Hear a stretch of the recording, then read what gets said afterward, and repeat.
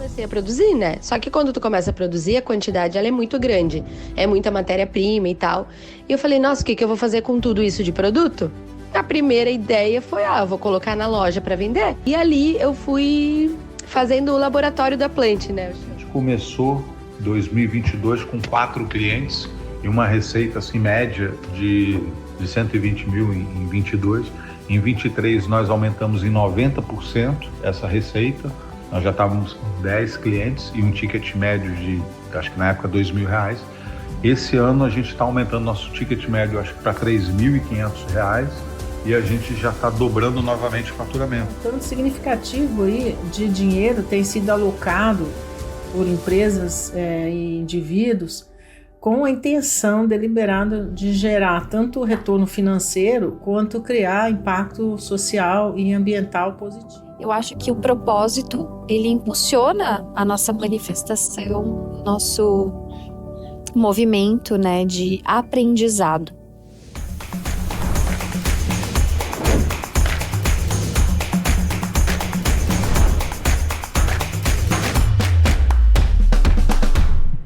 Eu sou Gabriela Zimmermann e seja bem-vindo ao episódio 1 da série Empreendedorismo de Impacto, um programa dentro do podcast Impacto Positivo Entrevista. Aqui nós receberemos pessoas que abriram negócios com foco em questões ambientais ou sociais e que fazem a mudança com seus produtos e serviços. Vem comigo?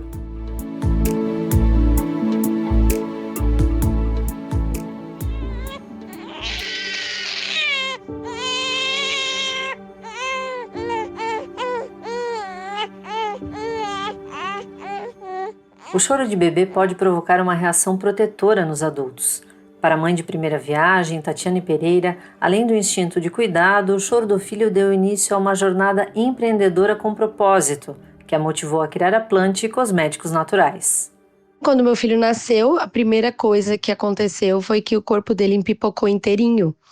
Ele teve uma urticária generalizada e foi uma reação do sabão em pó que eu lavei as roupinhas dele, um sabão em pó de linha de mercado, uma linha bebê, sabão líquido, bem famosa, que eu achava que eu estava entregando, né, a melhor opção de lavagem das roupas dele. E quando eu me dei conta, né, depois de ele passar a noite inteira chorando, né, todo empipocado, ele já foi muito picado, né, por seringa já na primeira noite de vida, porque fizeram vários exames nele e deram antialérgico e foi bem traumatizante. Um recorte da pesquisa Perfil dos Empreendedores de Impacto no Brasil, conduzida pela Fundação Getúlio Vargas com o apoio da Fundação Arimax em 2020 e 2021, mostra que os negócios de impacto têm sim um papel significativo nas comunidades. 94% deles melhorou a vida de um grupo favorecido, enquanto 53% dos negócios teve impacto positivo no meio ambiente. Sob esse ponto de vista, a sócia da Plant, Samantha Linsmeyer, acredita que esse é o caminho para uma mudança positiva. A Plant, ela surgiu para mim nessa pegada, né, de aprimoramento, de eu poder me aprimorar dentro de uma empresa com propósito. E isso eu vejo que é o grande impacto, né, que a Plant tem na comunidade, esse propósito de levar saúde, levar a conscientização a conscientização para a natureza, para o meio ambiente, né? E entender que esse meio ambiente, ele faz parte intimamente da gente, né? Então, a Plant, ela tem esse propósito de vida. E isso gera um impacto muito positivo no comportamento e na maneira de consumo das pessoas. Eu falo por experiência própria. Depois de 2 anos, 3 anos usando o Plant, porque eu me tornei cliente antes de me tornar uma das sócias, eu percebia isso, que demorou muito tempo para cair a minha ficha de verdade sobre aquilo que eu estava optando, que era consumir os cosméticos em sólido e naturais, sem embalagens.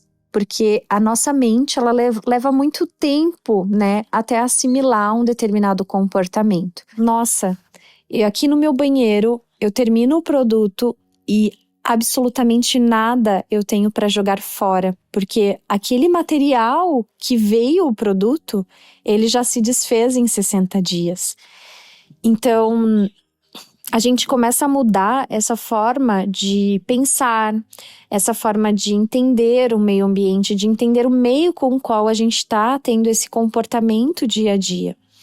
Então, o negócio, né, os negócios que geram valores, propósitos de vida, são negócios que impactam a linha de pensamento, de comportamento, de hábitos, de resultado das pessoas. É a responsabilidade de uma forma geral, com o meio ambiente, com a minha saúde, com as pessoas ao redor, com tudo, né? Eu faço parte desse todo, então eu preciso pensar nessa conscientização, em buscar para o meu dia a dia, não algo que vá satisfazer apenas o meu ego, mas facilitar, né, esse consumo depois para a natureza. O relatório de 2022 da Global Impact Investing Network traz que os investimentos de impacto superaram $1 trilhão no mundo pela primeira vez. Patrícia Bonini, professora da Universidade Estadual de Santa Catarina e PhD em Economia, fala sobre a economia de impacto. Então, primeiro, do ponto de vista do setor privado, é uma área também que tem despertado interesse e tem aumentado o investimento de impacto em termos de empresas ou famílias de renda alta, indivíduos de renda alta, têm alocado seus recursos, né, de portfólio nessas áreas de investimento de impacto. E a prioridade, o setor que mais aparece isso, né, são essas ligados à educação e saúde e agricultura sustentável. A gente tem assim desenvolvimento em termos de um ecossistema local, nacional, brasileiro, ligado a financiamento dos investimentos de impacto. Podemos citar aí organizações como a Força Tarefa Brasileira de Finanças Sociais, FIS, e o Impact Hub. São instituições que estão desempenhando papel assim, importante na promoção de um ecossistema de investimento de impacto. E o que essas instituições têm feito, né? A principal contribuição é que elas estão fornecendo assim, plataformas de networking para troca de conhecimento e capacitação de empresas e pessoas que têm interesse em fazer um investimento de impacto.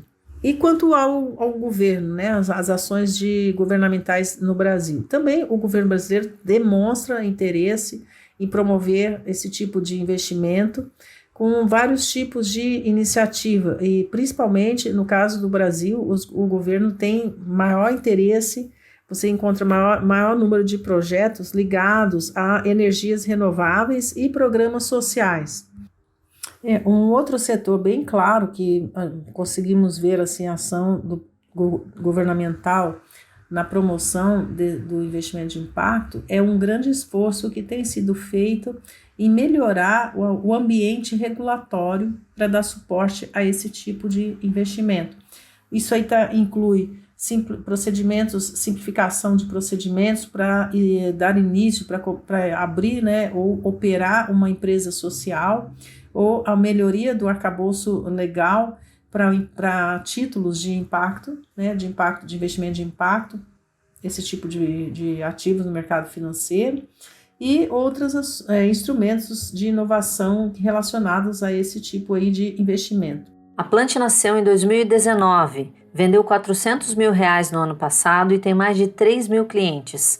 Acaba de abrir sua primeira loja e projeta dobrar o faturamento neste ano. As feirinhas locais, né? Depois eu fui para uma feira maior e aquilo foi crescendo. E eu sozinha, né? Confesso que assim, me senti muitas vezes cansada e com vontade de desistir, né? Quando eu falava para o universo, eu não vou mais dar conta, me dá um sinal, porque ao mesmo tempo eu ainda estava com a administração da loja, né, que eu tinha, do comércio,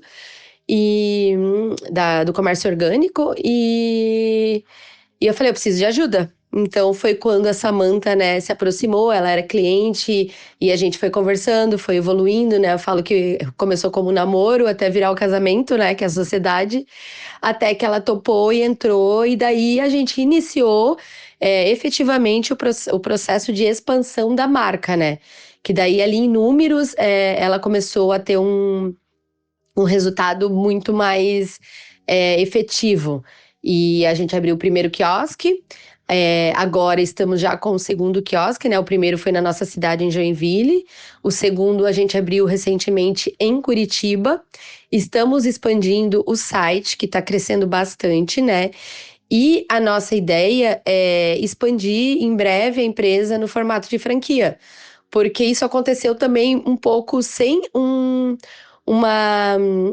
planejamento em si. Assim como a Plant, né, veio e aconteceu, a franquia, a gente começou a ter muita procura de pessoas querendo franquear a marca depois que a gente abriu o quiosque. Ele foi o primeiro quiosque de cosméticos naturais de autoatendimento do Brasil. Então foi ali que a gente viu essa oportunidade.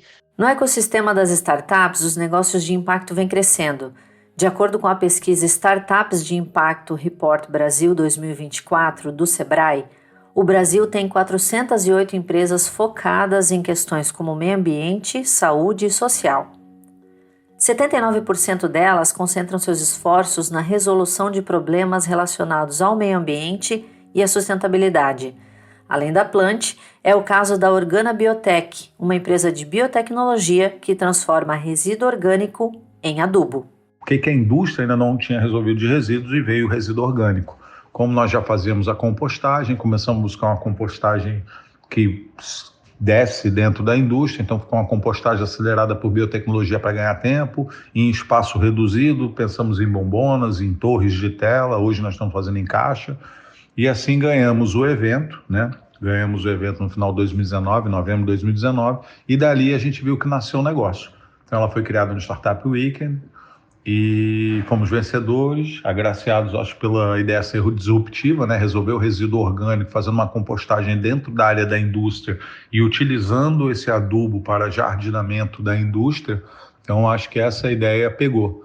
Na sequência, incubamos na Softville, fizemos um piloto num restaurante no centro da cidade, depois viemos aqui para o Perini Business Park, aqui no Ágora, assinamos os primeiros contratos, mas ela foi criada no Startup Weekend em 2019. O Guilherme Ottoni Zimmermann é o fundador da Organa Biotech. A Organa nasceu em 2019, atende 15 empresas de grande porte e trata 19 toneladas de resíduos por mês que voltam ao meio ambiente. 1 tonelada de resíduo orgânico, quando vai para aterro, ela gera, em média, isso são estudos que dizem, 1.500 quilos de CO2 no meio ambiente. E quando a compostagem é realizada, ela baixa para 0,3. Então, ela é mitigadora dos efeitos de gases de estufa, né? Ela reduz a pegada. Fora isso, esse lixo, quando ele vai para aterro, misturado com outros lixos, né, ele produz um chorume, um produto químico altamente poluente. E quando acontece a compostagem, não. Se os resíduos orgânicos são separados e está acontecendo a compostagem, a gente gera um biofertilizante, que é um adubo líquido, né? Então, os efeitos são maravilhosos. Ele melhora a condição de solo, ele reduz a pegada, ele captura CO2 do meio ambiente, né, melhorando a condição de solo. Ele gera um adubo rico, orgânico, para gerar alimento. Então, assim, os impactos no meio ambiente são os melhores possíveis. A solução da Organa, como é dentro do cliente, ela já evita transporte, ela evita destino a aterro, né? Tem empresas que enviam para alimentação animal, em Santa Catarina é proibido. Então, a gente dá uma solução para resolver isso. Então, dentro das indústrias, melhora a imagem da indústria. Ontem nós conversamos com uma gigante, uma multinacional, que disse que foi ao Porto Tapoá e viu a compostagem acontecendo e adorou a solução. Então, o impacto é sempre bom, é sempre positivo, né? E no Brasil, são 90 milhões de empreendedores, segundo o Monitor Global de Empreendedorismo, em levantamento feito em 2023 pelo Sebrae, em parceria com a Associação Nacional de Estudos em Empreendedorismo e Gestão de Pequenas Empresas. E a gente sabe das dificuldades de empreender, mas como seria a nossa economia se o brasileiro não fosse tão criativo, tão empreendedor? A Patrícia Bonini destaca a importância dos pequenos negócios. pequenas e médias empresas geralmente são as que estão na vanguarda da inovação e empreendedorismo na economia e trazem assim sempre novas ideias, produtos, serviços para o mercado e as pequenas e médias empresas são que impulsionam a concorrência na economia, né? E isso deixa o ambiente de negócios bem mais dinâmico do que se a gente tivesse só as grandes empresas fornecendo os produtos na economia. Essa questão aí da inovação e do dinamismo do negócio é essencial, é uma característica essencial do conjunto de pequenas e médias empresas. Outro aspecto aí é o fato de que as pequenas e médias, elas se espalham pelo país todo. Isso e em grande assim, quantidade, né? Então, o que isso representa do ponto de vista de um país de dimensões continentais, como é o caso brasileiro, e um país com tantas disparidades aí regionais?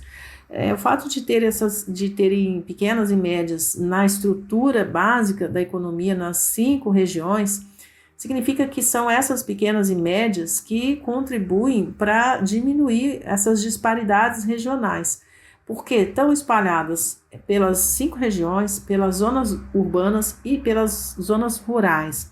E então, elas estão, de fato, são pequenas e médias empresas que ajudam a estimular essas economias locais, criam empregos nessas economias locais e melhoram aí o padrão de vida nas regiões menos desenvolvidas do país, por gerar mais oportunidades para as populações menos favoráveis, com oportunidade de emprego. A gente pode citar a possibilidade do empreendedorismo feminino, o emprego para as pessoas mais jovens, dos indivíduos com rendimentos mais baixos. E, resumidamente, aí, a gente consegue ver aí um papel das pequenas e médias, né, nesse crescimento econômico aí mais inclusivo. Aí, por fim, eu gostaria de citar mais um papel aí das pequenas e médias nessa integração da cadeia de abastecimento. O abastecimento dos produtos integrantes da cadeia produtiva das grandes empresas é feito pelas pequenas e médias empresas. Então, nesse caso, a gente resume e cita, né, esse papel aí de uma suavização e uma estabilização dessa da cadeia de suprimentos das grandes empresas. De fato, as pequenas e médias são as empresas que fazem a integração da cadeia aí de suprimento, da cadeia de oferta da economia como um todo, né? Elas estão por trás dessa cadeia aí de suprimentos. Este foi o episódio 1 do Empreendedores de Impacto, um programa dentro do podcast Impacto Positivo Entrevista. Hoje eu conversei com Tatiane Pereira e Samantha Linsmeyer, da Plant Cosméticos Naturais, com a Patrícia Bonini, professora da Universidade Estadual de Santa Catarina e PhD em Economia, e com Guilherme Ottoni Zimmermann, da Organa Biotech.